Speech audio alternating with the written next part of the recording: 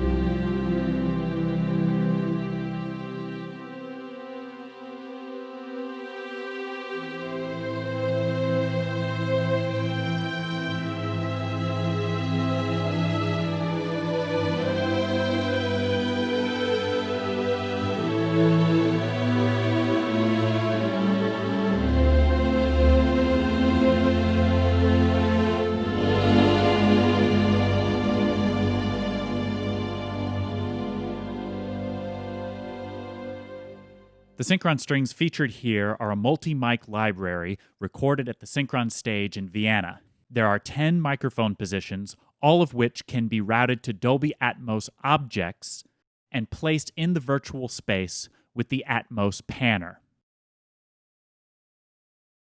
You do not need much to get started in Dolby Atmos. In fact, I'm doing this on a MacBook Pro.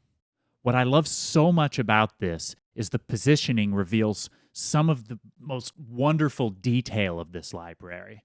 I can hear the vibrato of the first desk of each section, and it just makes the listening process so much more intimate.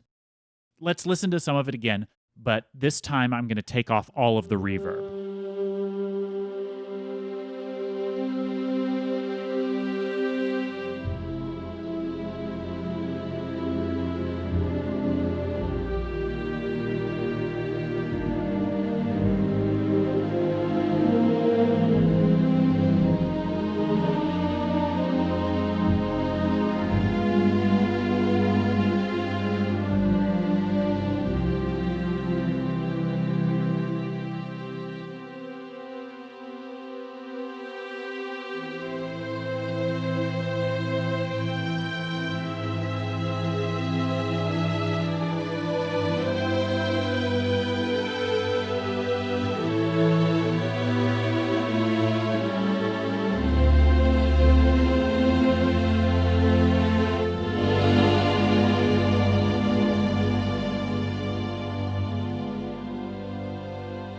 Of course, it's even more intimate now, but I love how it sounds like you're standing just behind the conductor in a room full of string players.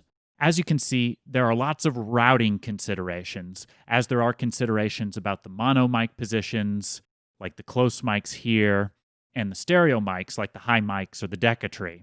Also note that there is a bit of runtime delay dialed in to create a larger impression of the room.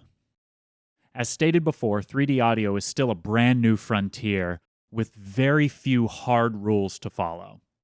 That said, here are some general thoughts of mine thus far. Multi-mic libraries are the way to go. You get tons more control over the impression of the room or space when you have more microphone options. The perception of loudness and the introduction of certain frequencies will probably change some of the stereo world rules on EQ.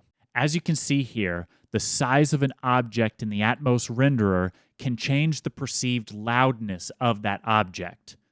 Plus, the height of an object can introduce some air frequencies because of how the human ear places sound around it. This will take lots of experimentation to decipher some best practices. Depending on the music, you don't always need all of the mic positions. There can be mushy buildup if everything is thrown into the space and just cranked up. So, it's levels, levels, levels. Without any FX, dialing in a good sound in the Atmos space that sounds like a real room is about making sure the right mics are the right levels for your intended result. For this mix, cranking up the Deca-Tree or the high surrounds in the back of the hall makes things mushy. But if used lightly, they add this beautiful gloss to the tone. It sounds super, super professional. And I also think it sounds better than just using reverbs in a creative way to create a space. This sounds much more realistic. Stay tuned for more. In a future video, I will demonstrate how to set up a session so you can play the Big Bang Orchestra libraries live into the Dolby Atmos environment.